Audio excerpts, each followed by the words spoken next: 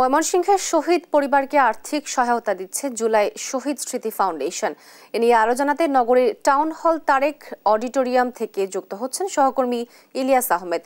ইলিয়াস, অর্থ সহায়তা অনুষ্ঠানে কে কে উপস্থিত আছেন, কতজন পাচ্ছেন এর সহায়তা জানাবেন?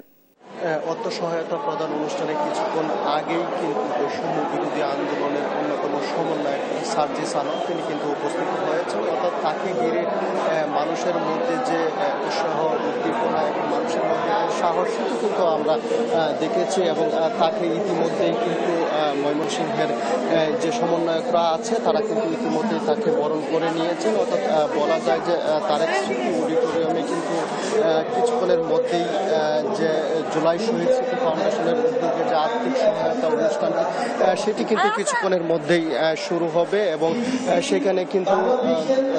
জুলাই মাসে বৈষম্য বিরোধী ছাত্র আন্দোলন করতে গিয়ে যারা নিহত হয়েছেন তাদের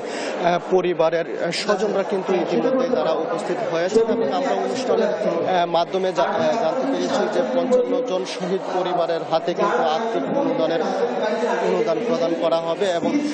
সর্বোচ্চ 5 লাখ থেকে শুরু করে 2 লাখ, কাউকে 3 লাখ এবং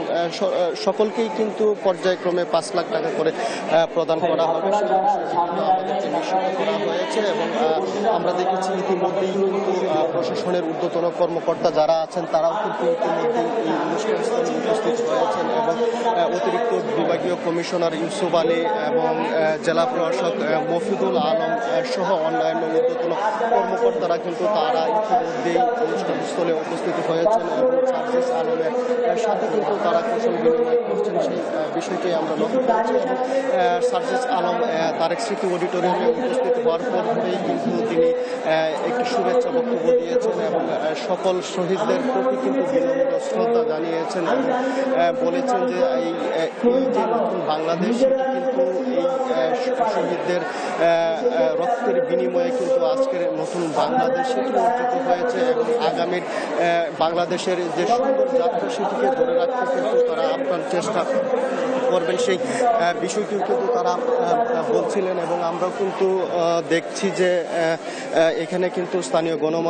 গণমাধ্যম কর্মী সহ শহীদ পরিবারের যে সদস্যরা রয়েছেন তারাও কিন্তু এই অনুষ্ঠানস্থলে উপস্থিত হয়েছেন এবং তারা কিন্তু সকলে কিন্তু এখানে এসেছেন এবং অনুদানের যে চেক প্রদান অনুষ্ঠান সেটি কিন্তু কিছুক্ষণের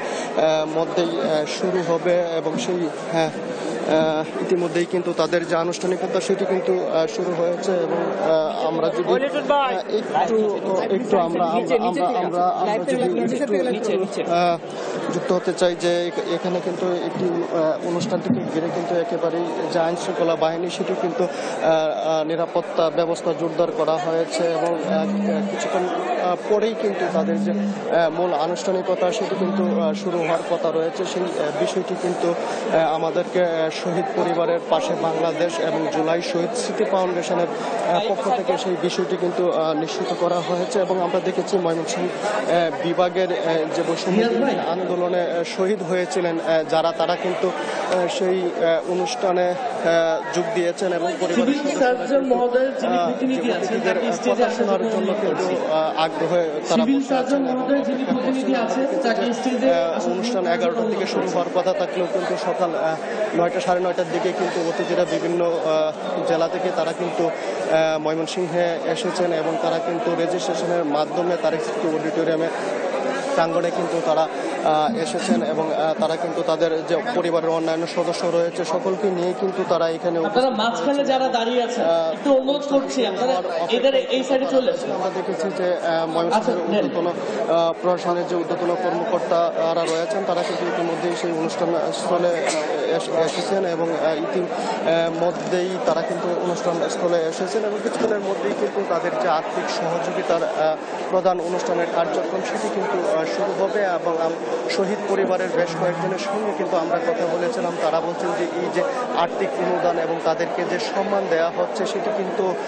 তারা খুবই আনন্দিত এবং খুবই কিন্তু খুশি। তারা বলছেন যে আগামীর বাংলাদেশের অগ্রযাত্রায় তাদেরকে স্মরণ রাখবে যাতে সেই বিষয়টি কিন্তু তারা বলছিলেন। এই ছিল আমার কাছে ময়মনসিংহ থেকে সর্বশেষ।